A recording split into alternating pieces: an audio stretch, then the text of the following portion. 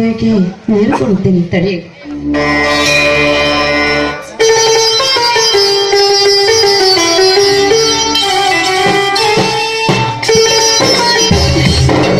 ಅದಕ್ಕಿಂತ ಮೊದಲು ದೇವರ ಪ್ರಸಾದವನ್ನು ತೆಗೆದುಕೊಳ್ಳಿ.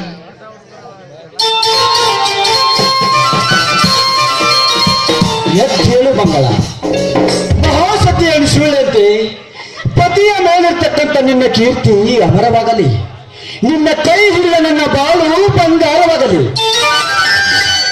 ಹೌದಾ? ಏನ್ರಿ ಮೊದಲು ಬಾಯಾರಿಕಾಗಿದೆ, ಮೊದಲು ನೀರು ಕುಡಿಯಿರಿ.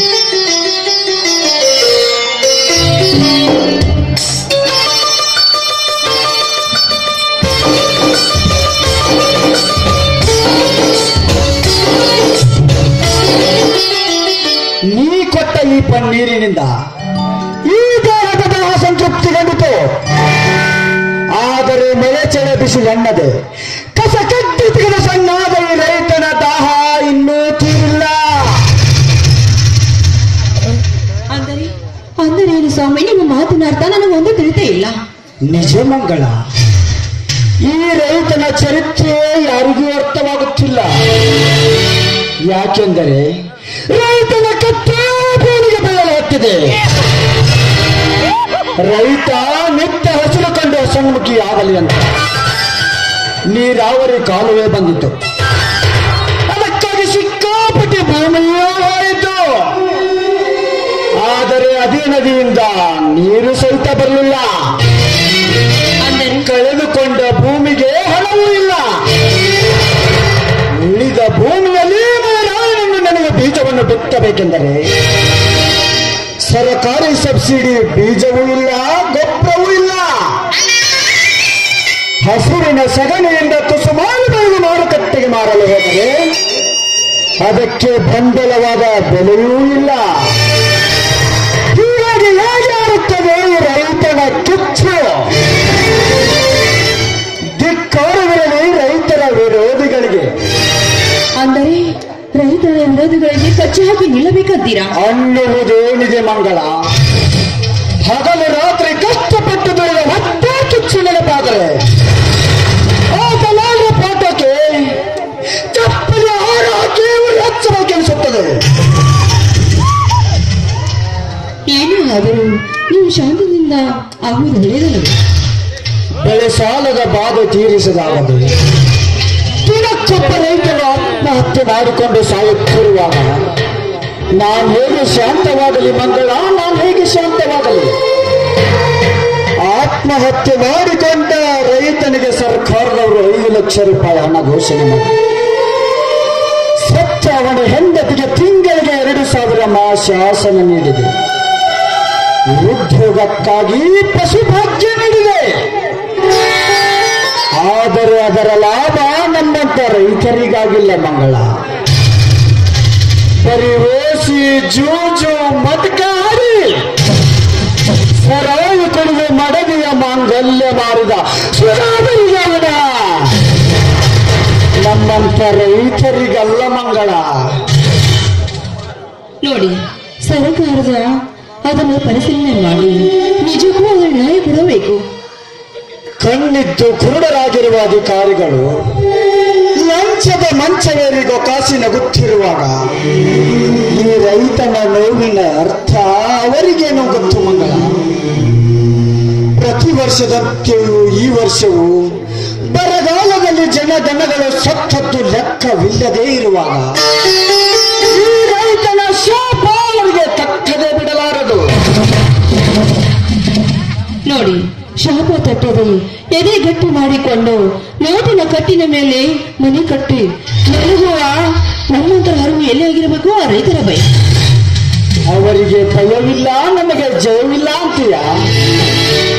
ನೋಡು ಮಂಗಳ, ಈ ರೈತನೊಬ್ಬ ಸೋಮಾರಿಯಾಗಿ ಬಿತ್ತಿ ಬೆಳೆ ತೆಗೆಯದೆ ತಿರುಗಿದರೆ ಇಡೀ ಜಗತ್ತಿಗೆ ಭಿಕ್ಷೆ ಬೇಡಬೇಕಾಗುತ್ತದೆ. ಭಿಕ್ಷೆ ಬೇಡಿದರೂ ತಿನ್ನಲು ಅನ್ನವಿಲ್ಲ. ಹಣವಿದೆ ಎಂದ ಮಾತ್ರಕ್ಕೆ ಹಣವನ್ನೇನಾದರೂ ತಿನ್ನಲಾಗುತ್ತಿದೆಯ? ಕಲ್ಲು ಕಟ್ಟಿಗೆ ತಿನ್ನಬೇಕಾಗುತ್ತದೆ.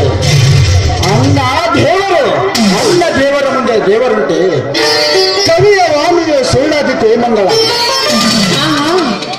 ಬನ್ನಿ, ಈ ರೈತರ ಕಾಯಕದಿಂದ ಕೈಲಾಸ ಕಂಡಿದೆ ನೋಡಿ. ಮೊದಲು ಬಿಸಿ ಅಡಿಗೆ ಆಗಿದೆ, ಊಟ ಮಾಡುವರಂತೆ ಬನ್ನಿ. ನಿಲ್ಲೇ ನನ್ನ ಚಿನ್ನ, ಹಾಡಲಿಗಿಂತ ತುಸು ನಿನ್ನ ಗಾನ ಪ್ರಸಾದವೇ ಶ್ರೇಷ್ಠ. ಹಾಡೊಂದು ಮೊದಲು ಗೀತೆನ ಏನ್ರಿ ನೀವು? ಕೈ ಬಿಡ್ರಿ, ಈ ವಯಸ್ಸಲ್ಲಿ ನಿಮ್ಗೆ ಹಾಡೋದು ಚಿತ್ತೀರ.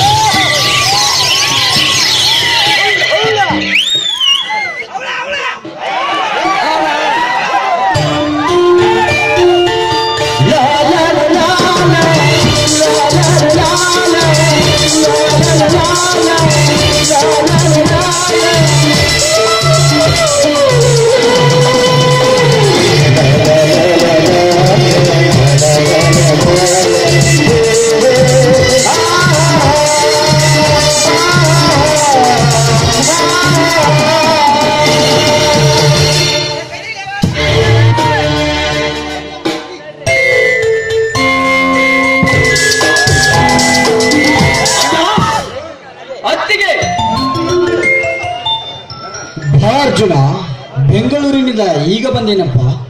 ಹೌದಣ್ಣ, ಈಗಲೇ ಬಂದೆ. ಮೈದಿನ, ಸಬ್ ಇನ್ಸ್ಪೆಕ್ಟರ್ ನೌಕರಿಗೆ ಹೋದ ಕೆಲಸ ಏನಾಯ್ತು? ತಮ್ಮಿಬ್ಬರ ಆಶೀರ್ವಾದದಿಂದ ಎಲ್ಲದರಲ್ಲೂ ಪಾಸಾಗಿದ್ದೇನೆ. ಇನ್ನು ಮುಂದಿನ ವಾರದಲ್ಲಿ ಮೆಡಿಕಲ್ ಒಂದೇ ಬಾಕಿ ಇದೆ. ಸಂತೋಷ ಸಹೋದರ, ಸಂತೋಷ. ದೇವರ ದಯದಿಂದ ನೀನು ಎಸ್ಪಿ ಆದರೆ ಈ ಸಮಾಜವೇ ಉದ್ಧಾರವಾಗುತ್ತದೆ. ಅದೇ ಆಸೆ ಹೊತ್ತುಕೊಂಡೇ ನಿನ್ನ ತಮ್ಮನಾಗಿ ಹುಟ್ಟಿದ್ದೇನನ್ನ. ಈ ಕಲಿಯುಗದಲ್ಲಿ ಅನ್ಯಾಯ, ಅತ್ಯಾಚಾರ, ದಿನಕ್ಕೊಂದು ಕೊಲೆ, ಸುಲಿಗೆ, ಭಯೋತ್ಪಾದನೆಯನ್ನು ನೋಡಿದರೆ ನನ್ನಂತ ಕಲಿತ ವಿದ್ಯಾವಂತನಿಗೆ ನಾಚಿಕೆ ಬರುತ್ತಿದೆ. ಅದನ್ನೆಲ್ಲ ಮಟ್ಟ ಹಾಕಲು ನನ್ನ ಪ್ರಾಣವನ್ನೇ ಫಲಕ್ಕಿಟ್ಟು ಅವನಿಗೊಂದಿಗೆ ಹೋರಾಡಿ ಸತ್ತ ಉಣ್ಣಿ ಕೃಷ್ಣಂತೆ ಎಂದಿನಿಂದ ನಾನೇ ಸಿದ್ಧನಾಗಿ ನಿಲ್ಲುತ್ತೇನೆ. ಸಿದ್ಧನಾಗಲೇಬೇಕು ತಮ್ಮ, ನೀನು ಸಿದ್ಧನಾಗಲೇಬೇಕು. ಅಂದಾಗಲೇ ಅಂಥವರಿಗೆ ಬುದ್ಧಿ ಬರುತ್ತದೆ. ಆದರೇನು ಮಾಡುವುದು ತಮ್ಮ? ತಮ್ಮ ಕುಟುಂಬದ ಸುರಕ್ಷತೆಗಾಗಿ ಕಾಕಿಯವರು ತಮ್ಮ ಕರ್ತವ್ಯವನ್ನೇ ಮರೆತದ್ದು ಇದೊಂದು ದುರ್ದೈವದ ಸಂಗತಿ ತಮ್ಮ, ದುರ್ದೈವದ ಸಂಗತಿ. ಇಲ್ಲಣ್ಣ, ಇಲ್ಲ. ಕಾಡುಗಳ ವೀರಪ್ಪನನ್ನೇ ಹಿಡಿದ IGP ಶಂಕರ್ ಅಂತವರ ಕೀರ್ತಿ ನಮ್ಮ ಕರ್ನಾಟಕದಲ್ಲಿ ಅಜರಾಮವಾಗಿ ಉಳಿದಿದೆ. ಮೈದನ, ಅದು ಅನೇಕರದಲ್ಲಿ. ಆದರೆ ಮೈದನ, ಈ ಅರಣ್ಯ ಅಧಿಕಾರದಲ್ಲಿ ಇರಬೇಕಾದ್ರೆ ನಮ್ಮ ತಂದೆಯವರು 1 ವರ್ಷದಿಂದ ರೋಡಿಗಳ ಜೊತೆ ಹೋರಾಡಿ ಮಾಡಿದಲ್ಲ. ಈ ಲಾಭ ಯಾರಿಗೆ? ಎಲ್ಲ ಲಾಭ ಯಾರಿಗೆಂದು ಹೆದರಿ ಕುಳಿತರೆ ಆಗುವುದಿಲ್ಲಮ್ಮ. ನಾಡಿಗಾಗಿ ವೈರಿಗೊಂದಿಗೆ ಹೋರಾಡಿ ಮಾಡಿದವನು ವೀರ ಸ್ವರ್ಗ ಸೇರುತ್ತಾನೆ. ಆ ನಿಮ್ಮ ತಂದೆಯವರು ಈ ಕಾರ್ಯ ಮಾಡಿದ್ದಾರೆ. ಆದರೆ ಒಂದು ಮಾತು ನೆನಪಿನಲ್ಲಿಟ್ಟುಕೊಳ್ಳಿ ಅತ್ತಿಗೆ, ಒಂದೇ ನಾನು ಪೊಲೀಸ್ ಅಧಿಕಾರಿಯಾಗಿ ಬಂದರೇನು, ಹೀಗೆ ರೈತನ ಮಗನಾಗಿ ಉಳಿದರೇನು, ಮೋಸದಿಂದ ನಿಮ್ಮ ತಂದೆಯನ್ನು ಕೊಂದ ಅಗಮರು ಯಾರೇ ಆಗಿದ್ದರೂ ಸರಿ, ಅವರನ್ನು ಸಮಯ ಸಾಧಿಸಿ ಅವರನ್ನು ಹಿಡಿದು ಹರದರನೇ ಎಳೆದು ತಂದು ನಿಮ್ಮೆಬ್ಬರ ಪವಿತ್ರ ಪಾದದ ಮುಂದೆ ಅವರನ್ನು ಕಚಕಚನೆ ಕಡಿದು ಹಾಕಿ ಅವರ ರಕ್ತದಿಂದ ಈ ಭೂತಾಯಿಗೆ ಹರಿಸದಿದ್ದರೆ ನಾನು ಈ ಕಲಿಯುಗದ ಅರ್ಜುನನೇ ಅಲ್ಲ. ಇದಕ್ಕೆ ನಿಮ್ಮ ಪವಿತ್ರ ಪಾದವೇ ಸಾಕ್ಷಿ. ಅರ್ಜುನ, ಹೌದಣ್ಣ, ಗಂಧ ಕಸ್ತೂರಿಯ ಈ ಕನ್ನಡ ನೆಲದಲ್ಲಿ ಕುಲದ ಕಲಹವನ್ನೆಬ್ಬಿಸಿ ನಾಡಿನ ಸಂಪತ್ತನ್ನೇ ಲೂಟಿ ಮಾಡಿ ಸುಮಂಗಲರ ಮಾಂಗಲ್ಯ ಹರಿದು ಬಡವರ ರಕ್ತ ಕುಡಿದು ಬದುಕುವ ರಕ್ಕಸರನ್ನು ಕೊಲ್ಲುವುದೇ ಅರ್ಜುನ ಬಾ. ನಿನ್ನಂಥವನನ್ನು ತಮ್ಮನಾಗಿ ಪಡೆದನಲ್ಲ, ನಾನೇ ಭಾಗ್ಯಶಾಲಿ, ನಾನೇ ಭಾಗ್ಯಶಾಲಿ. ಈ ಸಂತೋಷದಲ್ಲಿ ನಮ್ಮೊಂದಿಗೆ ಕೂಡಿ ಹಾಡು ಬಾರಪ್ಪ.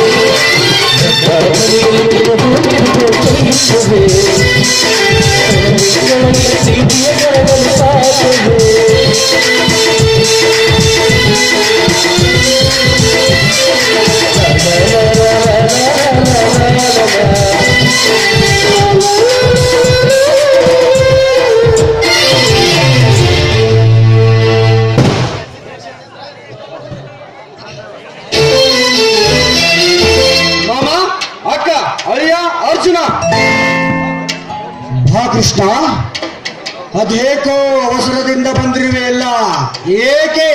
ಆ ಮಹೇಂದ್ರ ನಿರ್ಮಿಸುತ್ತಿರುವ ಸಿಮೆಂಟ್ ಫ್ಯಾಕ್ಟರಿ ನನಗೆ ತಿಳಿಸದೆ ಬಲಾತ್ಕಾರವಾಗಿ ನನ್ನ ಹೊಲದಲ್ಲಿ ರಸ್ತೆ ಮಾಡಲು ಗುಂಡಗಳನ್ನು ಬಿಟ್ಟಿದ್ದಾನೆ. ಏನು? ಸಂಧಾನ ಮಾಡಿಕೊಳ್ಳದೆ ಬಲಾತ್ಕಾರದಿ ರಸ್ತೆ ನಿರ್ಮಾಣ ಮಾಡುತ್ತಿದ್ದಾನ? ನಿಜ? ಹೌದು ಮಾಮ, ಕೆಲವತ್ತು ಅವನಿಗೆ ನನಗೆ ಕದನವಾಯಿತು. ಏನು ಹೇಳ್ತಾ ಇದ್ದು ಮಾಮ ನೀನು? ಆಸ್ತಿ ಮಾಲೀಕನಾದ ನಿನ್ನ ಜೊತೆ ಸಂಧಾನ ಮಾಡಿಕೊಳ್ಳದೆ ಬಲಾತ್ಕಾರವಾಗಿ ರಸ್ತೆ ಮಾಡಿ ನಮ್ಮ ಮುಂದಾಗಿರುವನೇ ಆ ಮಹೇಂದ್ರ. ಅಣ್ಣ, ನಾನು ಈಗಲೇ ಹೋಗಿ ಅವನನ್ನು ವಿಚಾರಿಸ್ಕೊಂಡೇ ಬರ್ತೇನೆ. ಮೈದನ, ಬೇಡಪ್ಪ, ನಿನ್ನ ಬಾಯಿಗಿಂತ ಕೈ ಮುಂದೆ ಅದನ್ನೆಲ್ಲ ನಿಮ್ಮ ಅಣ್ಣನವರು ನೋಡಿಕೊಂಡು ಬರ್ತಾರೆ, ಬಿಟ್ಟು ಬಿಡಪ್ಪ. ಇಲ್ಲ ಅತ್ತಿಗೆ, ಇಲ್ಲ. ನ್ಯಾಯ ನೆಲ ಸಮ ಮಾಡಿ ದರ್ಪದಲ್ಲಿ ಸರ್ಪದಂತೆ ಹೆಡೆ ಎತ್ತಿ ಮೆರೆಯುತ್ತಿರುವ ಈಗಿನ ರೌಡಿಗಳಿಗೆ ಸಾಕ್ಷಿ. ಇದಕ್ಕೆಲ್ಲ ಶಾಂತಿ ಎಂದು ಸಹನೆ ತಾಳಿದರೆ ಅವರ ಅಂತ್ಯಕ್ಕೆ ಕೊನೆಯಲ್ಲಿ ಹೀಗೆ ಶಾಂತಿ ಎಂದು ಪಡೆದ